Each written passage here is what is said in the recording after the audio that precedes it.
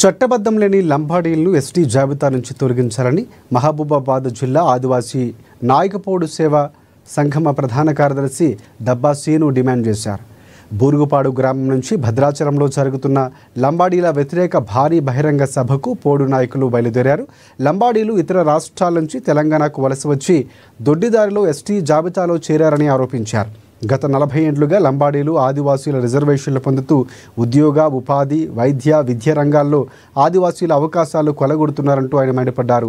తరాలు మారుతూ ఉన్న ఆదివాసీల జీవితాలు మారటం లేదని, భద్రాచలంలో జరిగే భారీ బహిరంగ సభ ద్వారా ఆదివాసీల ఆవేదనను తెలియజేస్తామని వారు తెలిపారు. అలాగే చూసుకున్నట్టయితే లంబాడీలు ఛత్తీస్గఢ్లో ఎస్సీలు, మహారాష్ట్రలో బీసీలు, కర్ణాటకలో ఎస్సీలు, రాజస్థాన్లో ఓసీలు రాజపుత్రులుగా వాళ్ళు పరిగణించబడుతున్నారు. 1961 నాటికి లంబాడీల జనాభా 1,32,000. ఈరోజు జనాభా 30 లక్షల జనాభా. ఎక్కడి నుండి వచ్చారండి వీళ్ళు?